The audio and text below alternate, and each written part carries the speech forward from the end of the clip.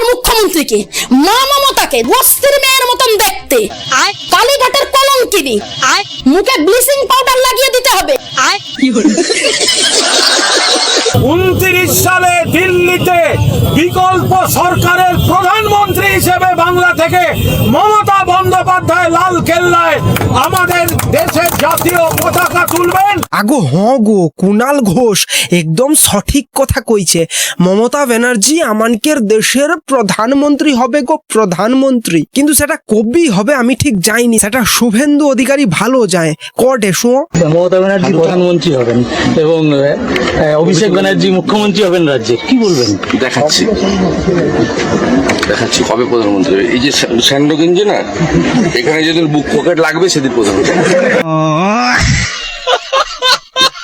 তো মানে কি এটা যাও, এটা শোয়ার পরে তোলা মূলের হয়তো বহু নেতা গেঞ্জি ফ্যাক্টরি খুলে ফেলবে। কেন যাও, গেঞ্জির ভিতরের কোনো পকেট তৈরি করার তরে যদি সত্যি সত্যি হয়ে যায়, গেঞ্জির ভিতর পকেট তৈরি হইলে যদি সত্যি সত্যি মমতা ব্যানার্জি ভারতবর্ষের প্রধানমন্ত্রী হয়ে যায়, তাও তরে পাগল নাকি? মানে আমাদের মানে কি বলবো, আমাদের খুব খারাপ সময় যে আমরা, বা আমাদের ভীষণ দুঃখজনক আর লজ্জাজনক একটা জায়গা যেখানে এরকম একটা বিজেপি দল আমাদের দেশ চালায়। এর থেকে আমাদের সত্যি মানে আমাদের কাছে লজ্জার কিছু নেই। আমাকে রক্ষণ নাকি খুব খারাপ সময়। তার কারণ কি? কারণ হচ্ছে বিজেপি আমাকে দেশ চালাটে কিংবা আমাকে রাজ্যটা চালাটে। আমাদের খুব খারাপ সময় যে আমরা, বা আমাদের ভীষণ দুঃখজনক আর লজ্জাজনক একটা জায়গা যেখানে এরকম একটা বিজেপি দল আমাদের দেশ চালায়। এনাকে এর জন্য আমি কিছু বলবো না। তোমরা যদি কিছু বলতে চাও অবশ্যই কমেন্টের মধ্যে দিয়ে এনাকে জানিয়ে যেও। আমি শুধু ওটুকুই কইব যে বিজেপি আসার পরে আমানকে রাজ্যে দেখছো কিরকম শান্তি বজায় আছে। 2021 সালে কি হয়েছিল মানে সকলে দেখছি।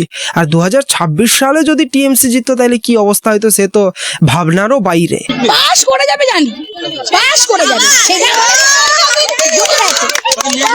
মেয়েদের পাশে আছে, দিদি তো বলেই যে পাস, ফেল বলে কিছু নেই। মেয়েদের পাশে আছে 100 বার আমাদের মেয়েরা ফার্স্ট ডিভিশন নেবে, পাস করে যাবে। এটা সবাই মিলে আমাদের কাছে দিদি আছে, আমাদের দিদি আছে, আমাদের মেয়েরা পাস করবে। আগো ও কাকি মনে তোমানকে দিদি তো আর নাই গো, দিদি পাইছে। তাও কইটি যে এবার নু তোমানকে মেয়ে মনে কিরকনি পাস করবে গো, না মানে মাধ্যমিকটা পাস করিছে। কিন্তু এবারের সরকার বিজেপি সরকার বলেই দিয়েছে যে এবার থেকে পাস ফেল থাকছে। মানে যারা ঠিকঠাক পড়াশোনা করবে, কষ্ট করে পড়াশোনা করে পাস করবে, একমাত্র তারাই পাস। সুতরাং আগের মতো শিক্ষার আবার ভ্যালু আসতে চলেছে। যে মিঠুন চক্রবর্তী বাঙালি নামে কলঙ্ক। ভাইয়ে মিঠুন চক্রবর্তীকে বাঙালি নামে কলঙ্ক বলছে। তাও কইটি যে একে কি কোয়া যায় তাইলে? শূর্পণখা, রাক্ষসী নাকি নরকের কীট, কোনটা? অবশ্যই একটু কমেন্ট করে জানাও তোমরা, নাকি আরো অন্য কোনো নাম দেবে এটাকে, একটু কমেন্ট করে জানাবে তো। হ্যাঁ, উনি তো বলেছিল যে আমি জল ধরো না বেলে বড়ানো যাক গোখরো। আমি বলতে চাই মিঠুন চক্রবর্তী টিএমসি থেকে একই কারণে ভারতীয় জনতা পার্টিতে গিয়ে ওয়াশিং মেশিনে ক্লিন হয়ে নাম লিখিয়েছে এবং আমাদের মাননীয় মুখ্যমন্ত্রীর বিরুদ্ধে খুব বাজে বাজে অফেন্সিভ ভাষা, রুড ভাষা ইউজ করছে। খুব বাজে ভাষা, অফেন্সিভ ভাষা ইউজ করছে। তো উনি আজকে যেভাবে বলছেন যে 30 সেকেন্ড আমাদের টাইম দেওয়া হোক, আমি মনে করি যে মিঠুন চক্রবর্তী বাঙালি নামে কলঙ্ক। না মানে ভাই তুমানে কও একে কি কোয়া যায়? এই পুতনা মার্খা শাকচুন্নিকে কি কোয়া যায়? যখন হুমায়ুন কবির কয় যে হিন্দুদেরকে ভাগীরথীতে কেটে ভাসিয়ে দেবে, তখন এনকের মুখে একদম স্যালোটিভ, একদম মুখে স্টেবলার দিয়ে পিন মেরে দেয় কেউ। আর যখন হিন্দু বা সনাতন সম্প্রদায়ের কেউ তার বিরোধিতা করে কোনো কিছু বলে, তখন এনকের প্রচুর ফাটে গো, প্রচুর ফাটে। বাঙালি নামে কলঙ্ক মিঠুন চক্রবর্তী, কারণ উনি একজন ভালো একজন কিন্তু অভিনেতা ছিল। আমাকে রাজ্য সরকারকে একটু রিকোয়েস্ট করবো, একটু অনুরোধ করবো, এনকে রক্তে রক্তে দোষ আছে কিনা একটু দেখবো তো।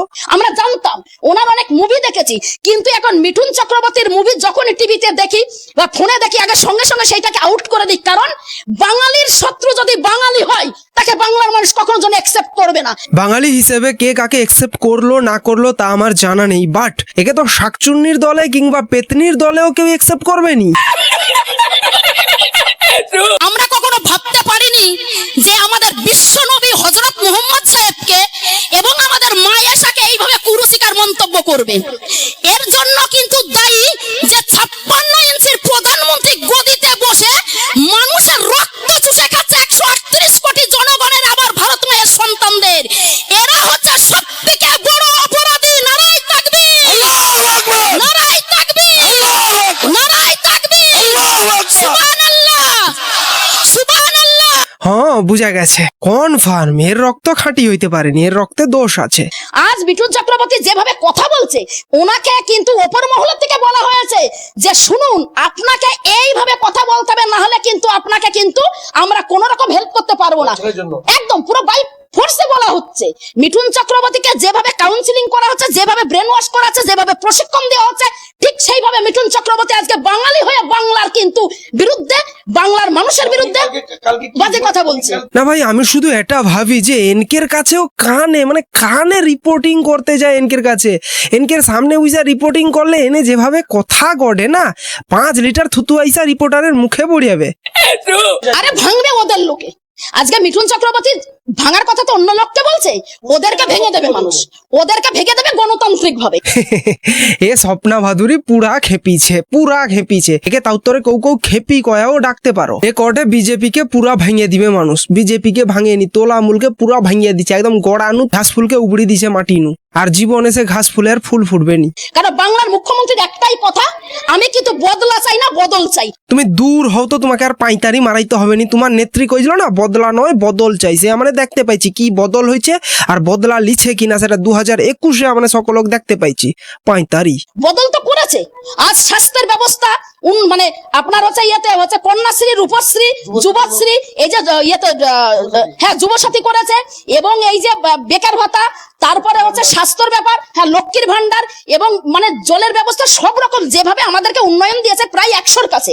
98 ছিল, এখন আরো একটা অ্যাড হলো, প্রায় অ্যাভাব 100। তো আমি মনে করি এটা মমতা বন্দ্যোপাধ্যায় সেটা কারোর ক্ষমতা নেই, তাই বাংলার মানুষ বলছে, তাই 2026-এ মমতা ব্যানার্জিকেই চাই। 2026-এ মমতা ব্যানার্জিকে চাই। তোমার নেত্রীকে একদম চেয়ারনু দূর করে দিচ্ছে বাংলার মানুষ।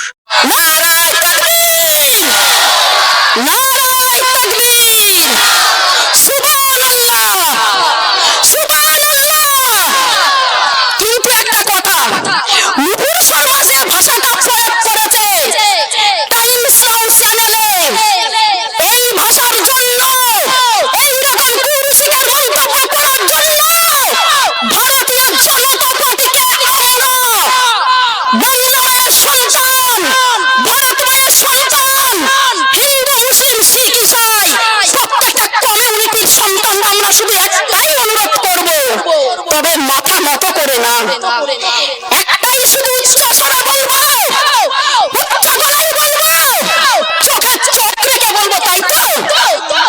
হয় নুপুর শর্মাকে গ্রেফতার করুন, নইলে বাংলাদেশ গদি ছাড়ুন। আল্লাহু আকবার। কইটি শুনো, এ চুপ করবে নি, এ সারাদিন ওর কোন খাক্খা চিৎকার করিয়া মরবে। তাও কইটি যে তোমার ছাগলের কালা গুকে লাল রং কইরা এর মুয়ে ঠুসা দো, এ বুন্দিয়া মিষ্টি ভাইবা খায়া লিবে। আমাদের বাংলার মুখ্যমন্ত্রীকে, মা মমতাকে বস্তির মেয়ের মতন দেখতে, কালীঘাটের কলঙ্কিনী, মুখে ব্লিচিং পাউডার লাগিয়ে দিতে হবে। যাই হোক, আজকের ভিডিওটা আর বড় করবো না, ভিডিওটা এখানে শেষ করছি। দেখা হচ্ছে নেক্সট ভিডিওতে। জয় হিন্দ।